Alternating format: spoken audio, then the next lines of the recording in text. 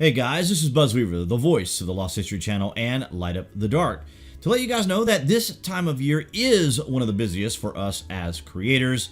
If some of you guys aren't aware, and I hope you are, I have my own channel where I cover current events, gaming peripherals, and product reviews.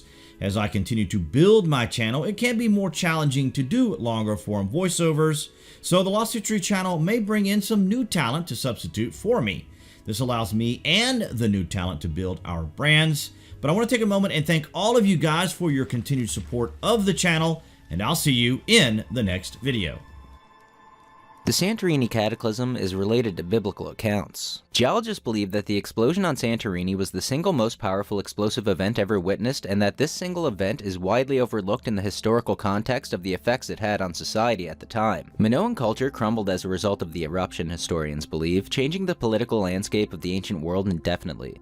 Environmental effects were felt across the globe, as far away as China and perhaps even North America and Antarctica. The legend of Atlantis and the story of the biblical plagues and subsequent exodus from Egypt have also been connected to the epic catastrophe, which exploded with the force of 100 atomic bombs, instantly killing many thousands of people as the blast of Santorini was heard over 3,000 miles away. One of the most epic stories in the Bible is the story of Moses parting the Red Sea as the Israelites fled to safety under the protection of God through the guidance of Moses. It strikes us immediately as a miracle, but one group of researchers disagree. They say the parting of the Red Sea was a natural event, and it's linked to the tsunamis that were triggered as the volcano on Santorini erupted, engulfing the kingdoms of the Mediterranean in cataclysmic occurrences. The eruption on Santorini is one of the biggest eruptions in the past 10,000 years, and only now are we beginning to understand that this is widely connected to other narratives that were described by other cultures at the time, often simply describing an act of God because they simply didn't know what was going on, so the connections can only now be realized. When the waters drew back in preparation for the surge, the Israelites hurried across. The waves roared back in before the Egyptians, whose chariots were trapped and slowed by the wet sand and mud. This is the result of the tsunamis triggered by the Santorini eruption, according to researchers in Spain. Now, we're not saying what we're about to tell you guys is 100% accurate, but what we are saying is that we should be attempting to piece together an accurate overview of the history that's been lost in an effort to properly understand the timeline of the past. Not everything said here is going to be accurate, but only during the process of research are we going to find this understanding. And that's going to involve making some mistakes, and through this process of elimination, we'll hopefully arrive at the truth. So, wait till you hear this.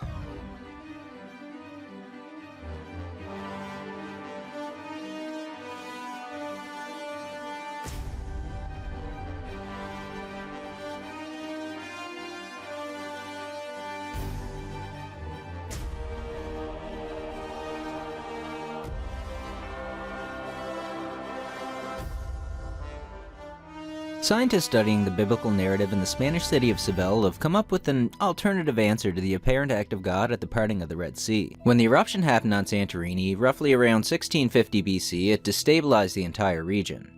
Reports in Egypt describe structural damage followed by darkness that couldn't be lit by a flame, and the fallout from this brought temporary climate change that probably had adverse effects on the entire world, one way or another. Lava flowing into the sea, landslips, and the subsequent collapse of the caldera generated huge tsunamis that swept the Aegean Sea with waves of 15 meters high sweeping the entire region, leaving sedimentary deposits in many parts of the coast. Even at the faraway coast of Israel, there have been found similar marks of the remnants of a tsunami, which have been dated approximately the same period of the eruption on Santorini. The path of the Israelites, guided by Moses, is described in the biblical story of Exodus in the Old Testament. As written, "And the Lord spoke unto Moses, saying, Speak unto the children of Israel, that they turn and encamp before Pi-hahiroth, between Migdol and the sea, over against Baal-Zephon, before it shall ye encamp by the sea." Following this text, the separation of the water should have happened in the vicinity of Migdol, a location that's been identified thanks to various archaeological studies developed in the area with the military fortress of the Way of Horus. This is on the banks of the Shior Lagoon, which opened into the Mediterranean to the northwest of Sinai. It could be the Sea of Reeds in the bottom. It is for these reasons that researchers at the School of Agricultural Engineering at the University of Seville believe that the reference to the Red Sea parting appears to just have been a recurring translation error.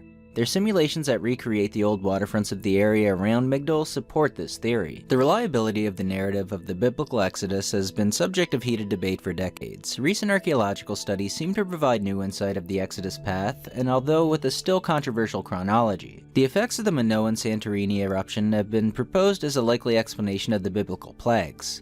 Particularly, it's been suggested that the flooding by the associated tsunamis could explain the first plague and the sea parting. Recent modeling studies have shown that Santorini tsunami effects were negligible in the eastern Nile Delta. Historians and archaeologists had trouble deciding on the year Thera erupted, with dates ranging anywhere from 1645 BC to 1500 BC. Studies of ash deposits on the ocean floor have revealed, however, that when the volcano did blow, it did so with a force dwarfing anything humans had ever seen or have ever seen since. The tempest Stela being a possible description of the effects of the event in Egypt. Winds would have carried the volcanic ash to Egypt at some point over the summer, and the toxic acids in the volcanic ash would have included the mineral cinnabar, which could have been capable of turning a river a blood red-like color. The accumulated acidity in the water would have caused frogs to leap out and search for clean water.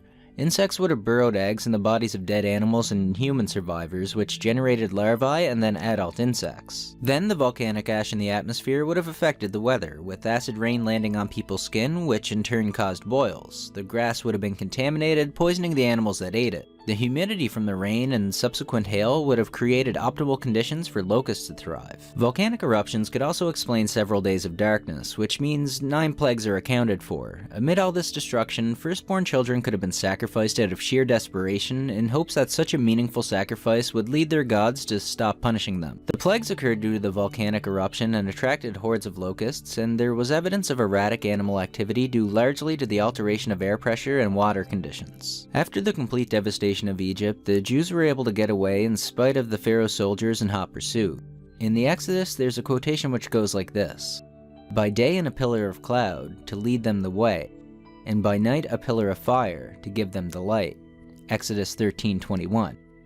This state of biblical affairs can easily be related to the volcanic eruption at Santorini. The Exodus dates back to 1447 BC, but this is by no means an exact date due to the fact that it's an anthology of stories. Historians have said that they have no clue to the pharaoh who ruled during the era of Moses, which in itself is regarded as the most authentic timing of the story. If the tempest Stela is to be considered, then a more accurate dating of the event can be related to the pharaoh Ahmose I, which, by the way, Ahmose incredibly translates as the brother of Moses. Yet in Egyptian, Mos, Moses, Mez, etc. means son of, and Ah is a common part of Egyptian royal names referring to the moon god Aya. The examination of the mummy of Ahmose's son appears to have died at the age of 12.